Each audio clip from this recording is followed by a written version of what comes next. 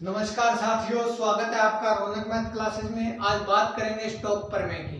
तो जो स्टोक प्रमेय होती है यानी स्टोक थ्योरम क्या होती है, सबसे पहले इसको कैसे मेंशन किया जाता है उसके बारे में बात करते हैं।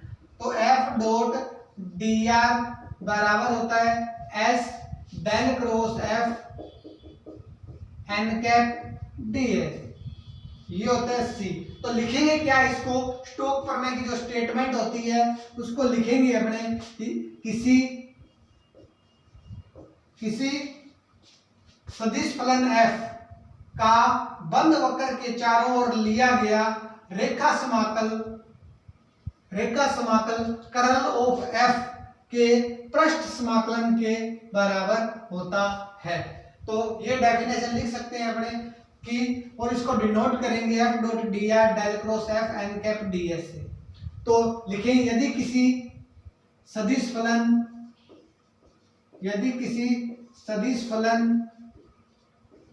f का बंद वक्र के चारों ओर लिया गया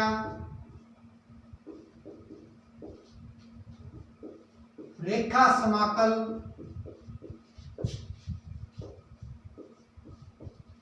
कर्ल ऑफ f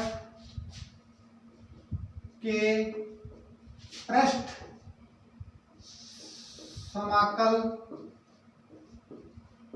के बराबर होता है। तो ये स्टेटमेंट लिखी जा सकती है। तो एग्जाम में डायरेक्ट पूछा जाता है स्टोक प्रमेय का स्टेटमेंट लिखिए, यानी स्टोक प्रमेय का कथन लिखिए। तो आपको क्या लिखना है, आपको सबसे पहले ये देखना है कि होती क्या वो, यदि किसी सदिश फलन f का बंद वक्र के चारों ओर लिया गया रेखा समाकल इसके इक्वल होता है कर्ल ऑफ f के पृष्ठ समाकल के बराबर होता है। अगर यहां से समझे अपने तो ये f जो है वो क्या है, सदिश फलन है आपके पास। अगर dr ये को पृष्ठ है उसका, वो जो बंद वक्र के अंदर लिया जा रहा है रेखा समाकल, वो बराबर किसके होगा, कर्ल ऑफ f के बराबर होगा। और पृष्ठ समाकल यानी s के बराबर होगा। पृष्ठ समाकल को s से शो किया गया है और उसके क्या होता है, बराबर होता है। एन कैप किसको शो कर रहा है, एन कैप कर रहा है यूनिट नॉर्मल वेक्टर, अभिलंबीय इकाई अभिलंबीय समाकल को, ये पृष्ठ को शो कर रहा है एन कैप। अब बात करेंगे, ये तो थी उसकी स्टेटमेंट और ये उसको मेंशन किया जाता है इस टाइप से स्टोक थ्योरम को। अगर मैं लिखना चाहूं इसका कार्टेशियन फॉर्म, तो जो इसका कार्टेशियन फॉर्म होगा मेरे पास कार्तीय रूप। एग्जाम में कई बार यह भी पूछ लिया जाता है कि स्टोक प्रमेय का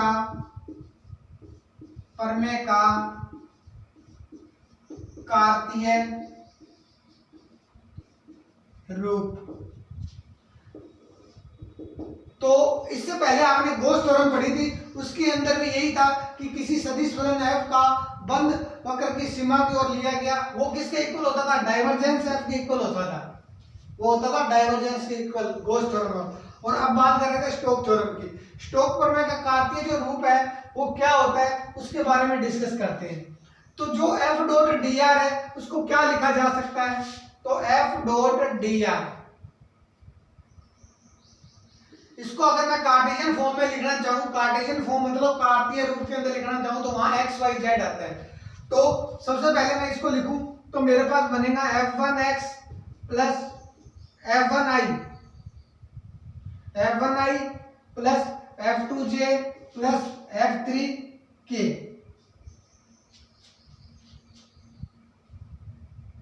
फिर मेरे पास बनेगा इनटू के अंदर dx, इसकी जगह मैं x y या z कुछ भी मान लो i, फिर dyj फिर dz k बनेगा मेरे पास। तो इस टाइप से अगर मैं देखूं तो मेरे पास जो value I f dot D are की, तो f डॉट डी आर की जो वैल्यू आएगी मेरे पास वो क्या आएगी उसके बारे में बात करते हैं। तो ये तो f लिखा, ये डॉट डी आर लिखा मैंने और इस टाइप से मैंने इसको डिनोट किया। अब मैं बात करूं इसको मल्टीप्लाई करके लिखूं तो एक पृष्ठ आपको जीरो करना पड़ेगा इसमें, चाहे dz को जीरो करो, चाहे dy को जीरो करो, चाहे dx को जीरो करो। मैंने मान लिया इसके अंदर जब इनटू किया आपने इसके अंदर, तो मैंने dx को एक जीरो मान लिया पृष्ठ को, क्योंकि दो ही पृष्ठ लेने हैं आपको, सरफेस के अंदर हमेशा दो पृष्ठ लिए जाते हैं, तो एक को आपको जीरो मानना पड़ा, तो मैंने dx को जीरो मान लिया, चाहे dy को जीरो मानो, चाहे dz को जीरो मानो।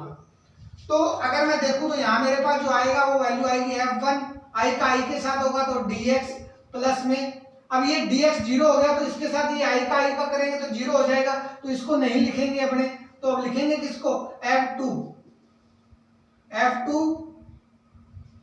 dy प्लस f3 dz को लिखा। तो इस टाइप से f डॉट dr को तो लिख दिया मैंने ये। अब del cross f n cap ds को लिखना है आपने, तो इसको कैसे लिखेंगे उसके बारे में डिस्कस करते हैं। तो मैं इसको लिखूं,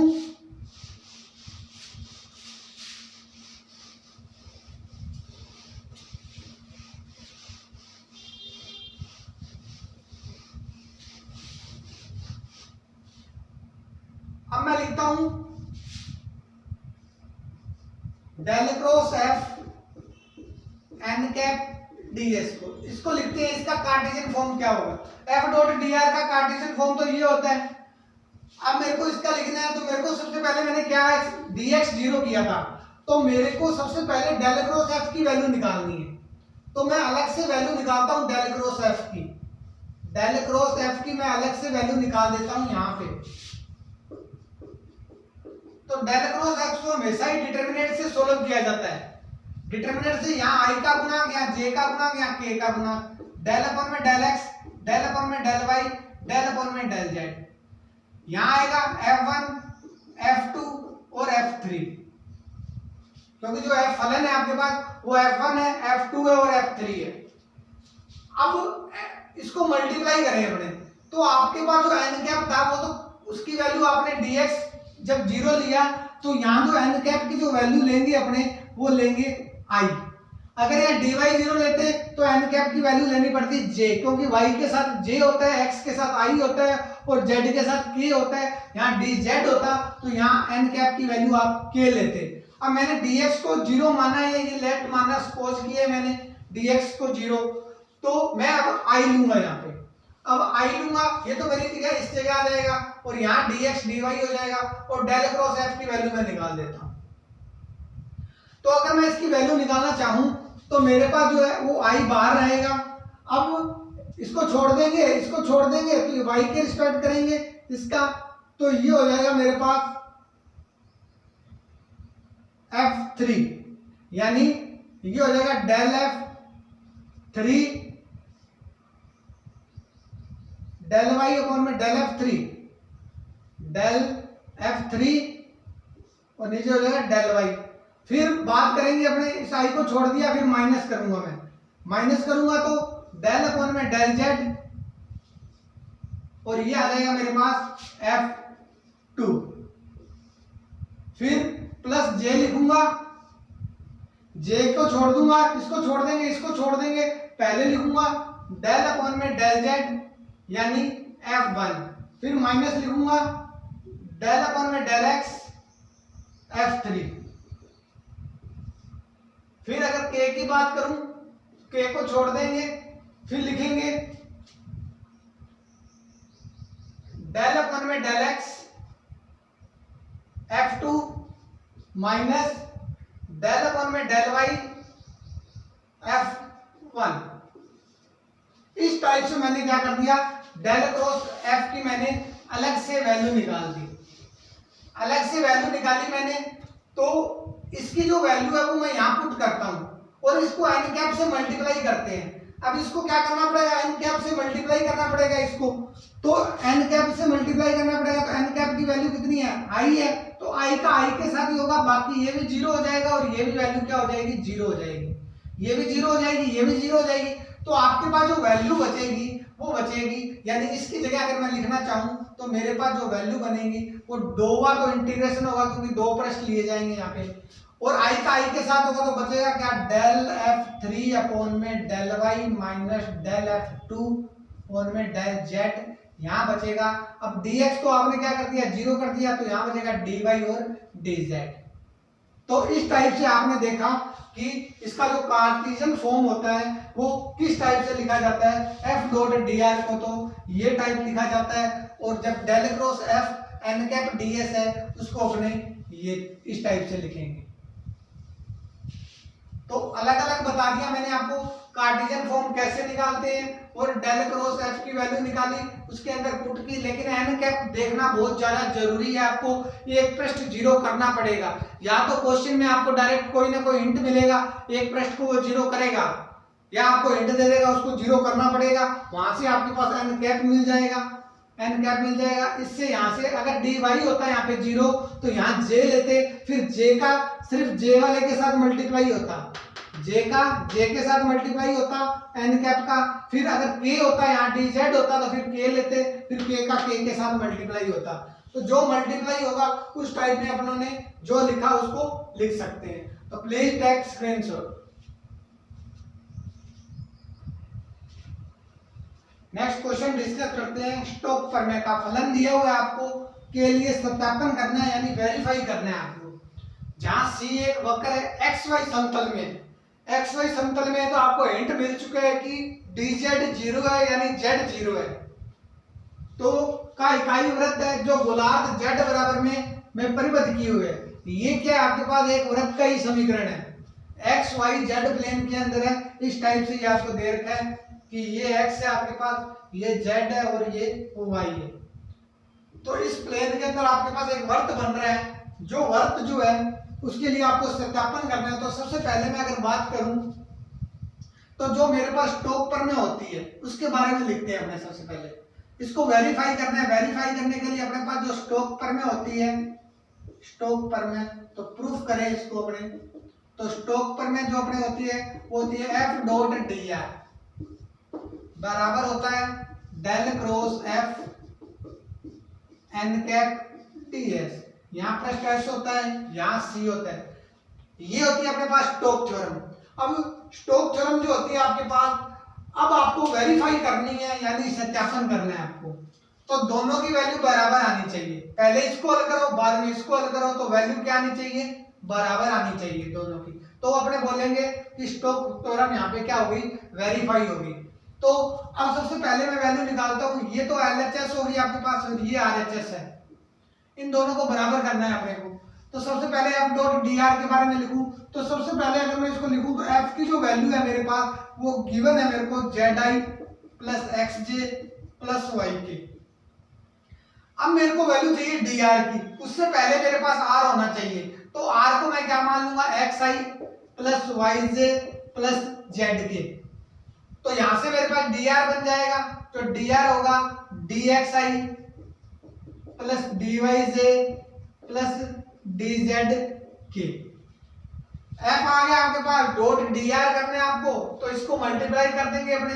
तो मल्टीप्लाई करेंगे तो जो आपके पास इक्वेशन बनेगी, i का i के साथ मल्टीप्लाई होगा, j का j के साथ होगा और k का k के साथ होगा। तो इसके साथ करेंगे तो multiply z dx plus x dy plus dz y, ये फलन बनेगा। f डॉट dr मान लेते हैं इसको, ये बनाया आपने। अब ये बनने के बाद में आपको ये देखना है कि इस फलन के अंदर आपको क्या गिवन था।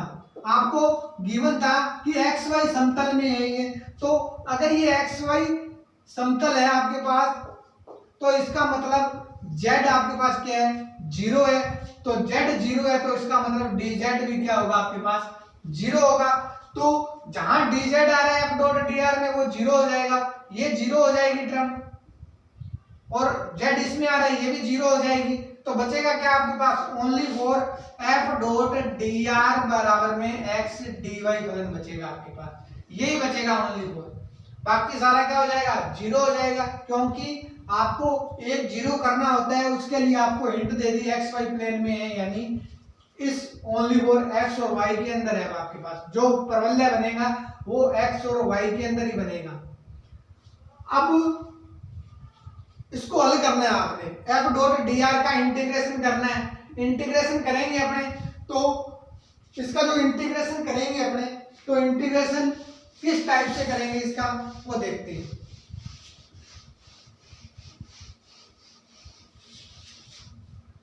अगर बात करूं मैं इसका इंटीग्रेशन की, तो सबसे पहले मेरे को x बराबर में a cos थीटा लेना पड़ेगा और y बराबर में a sin थीटा लेना पड़ेगा।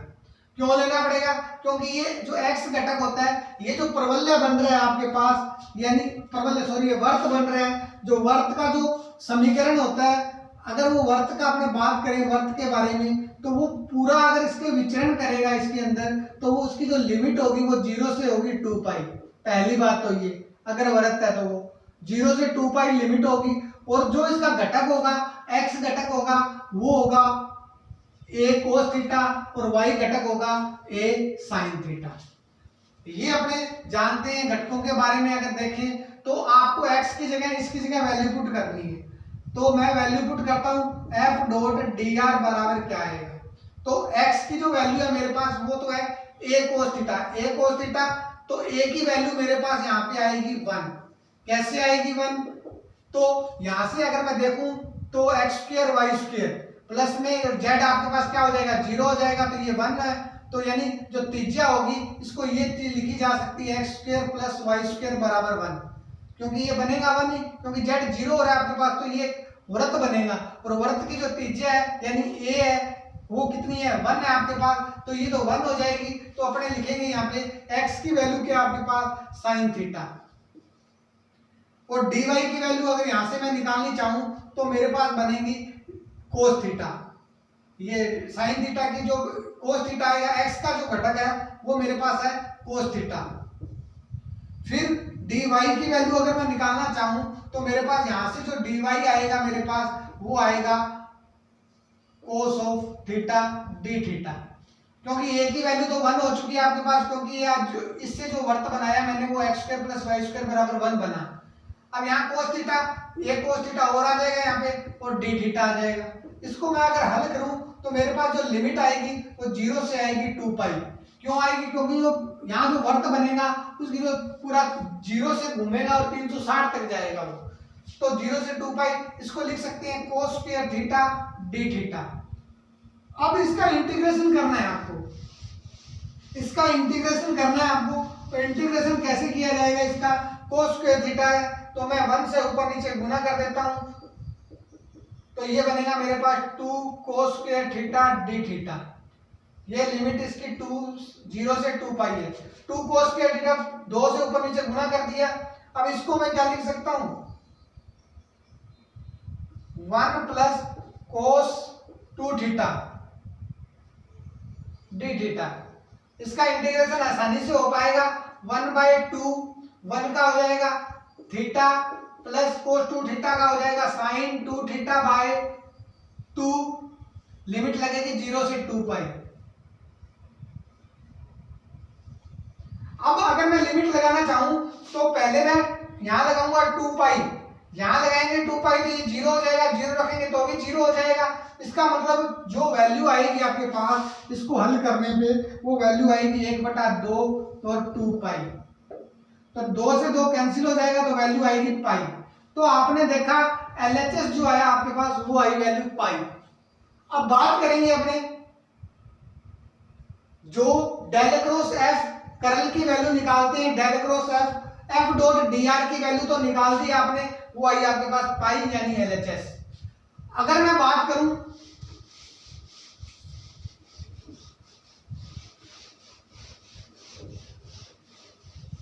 RHS की, तो RHS में आपको क्या निकालना है, RHS में आपको क्या निकालना है उसकी वैल्यू भी फाइंड करते हैं। RHS में निकालना है आपको डेल क्रॉस एफ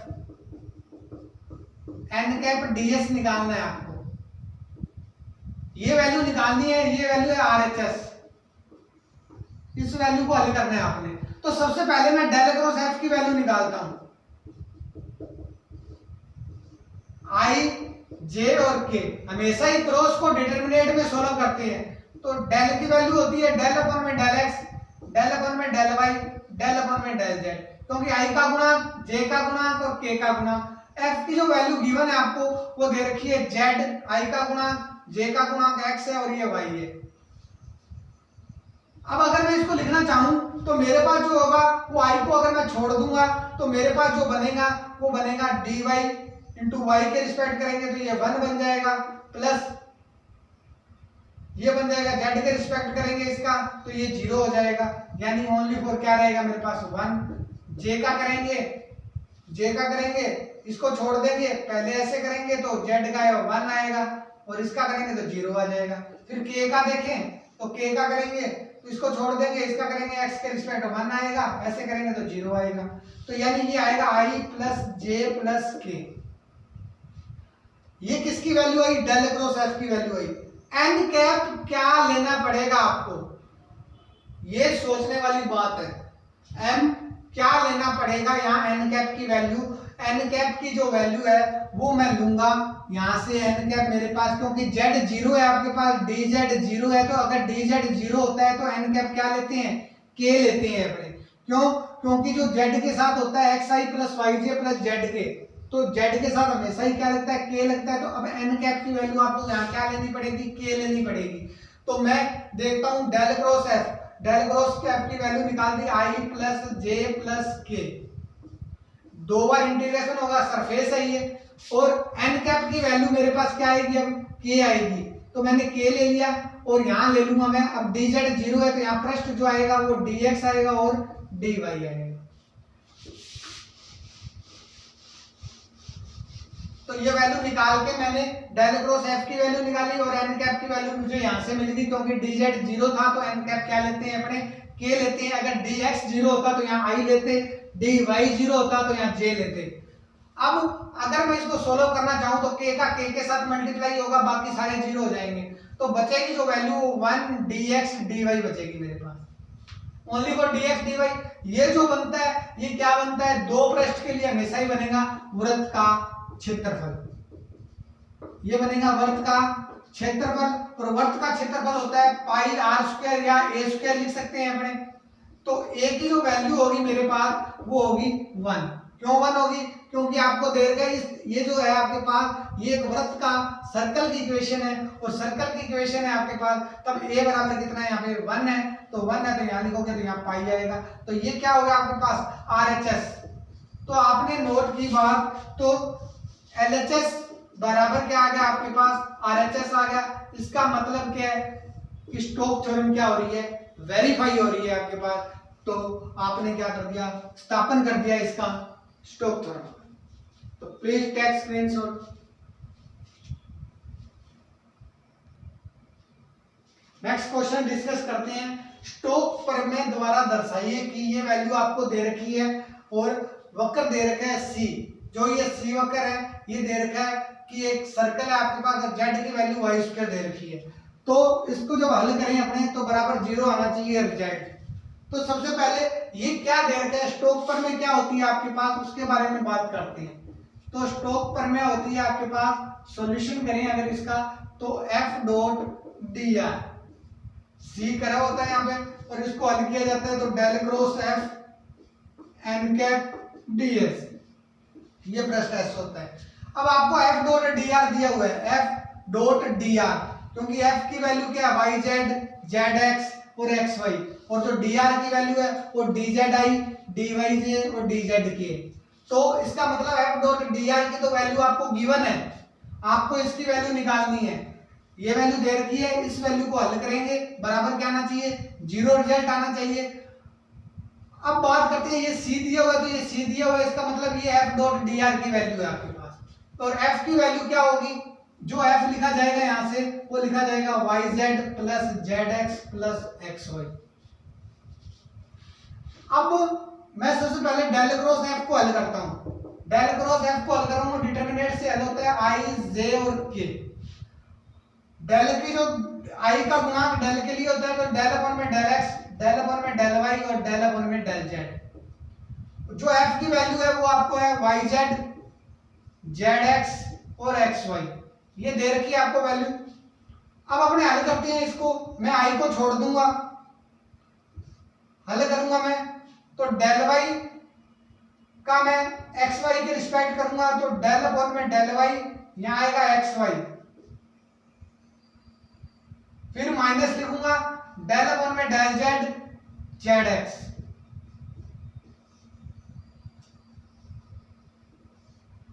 फिर प्लस जे के लिए बात करेंगे, तो जे के लिए मैं ये स्तंभ छोड़ दूंगा, ये पंक्ति छोड़ दूंगा, ऐसे मल्टीप्लाई करूंगा, तो डेल अपॉन में डेल जेड 2yz, फिर माइनस इनको लिखेंगे डेल एक्स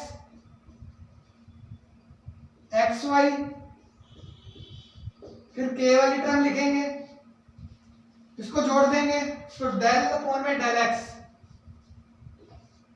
डेल अपॉन में डेल एक्स, तो Z X minus del upon में डेल वाई और वाई जेड। अगर मैं देखूं तो यहां से मुझे y के रिस्पेक्ट इसका अवकलन करना है, पार्शियल डेरिवेटिव करना है, तो यहाँ y के रिस्पेक्ट करूंगा तो y का 1 हो जाएगा, बचेगा क्या x, तो ये i हो जाएगा, यहाँ x बचेगा, z के रिस्पेक्ट करूंगा तो z का 1 हो जाएगा, तो माइनस x बचेगा, प्लस j इसकी टर्म लिखूंगा, z के रिस्पेक्ट करेंगे तो यहाँ y बचेगा माइनस y बचेगा, इसका अगर x के रिस्पेक्ट करेंगे, प्लस के बाहर रखेंगे, अगर x के रिस्पेक्ट करेंगे तो z आएगा और y के रिस्पेक्ट करेंगे तो माइनस का z आएगा, तो इसका मतलब x माइनस x करेंगे ये वैल्यू 0 आ रही है। तो आपने देखा कि जो डेल क्रॉस f है उसको अगर मैं 0 के साथ मल्टीप्लाई करता हूं, इसकी वैल्यू अगर लिखी आपने, इसकी वैल्यू तो गिवन थी, इसको हल कर दिया आपने, तो ये जो आएगा ये तो 0 आएगा, और n कैप आपके पास कुछ भी हो भले तो वो क्या हो जाएगा, सारा 0 ही हो जाएगा, यानी ये वैल्यू क्या आएगी आपके पास 0 ही आने वाली है। तो करेंगे तो क्या आएगी वैल्यू आपके पास, सारी वैल्यू डेल क्रॉस f को आपने चेक कर दिया, इसका मतलब ये 0 आ रहा है और ये प्रूफ हो गया आपके पास। तो प्लीज चैनल को ज्यादा से ज्यादा लाइक करें, सब्सक्राइब करें, शेयर करें। Have you nice day, thank you.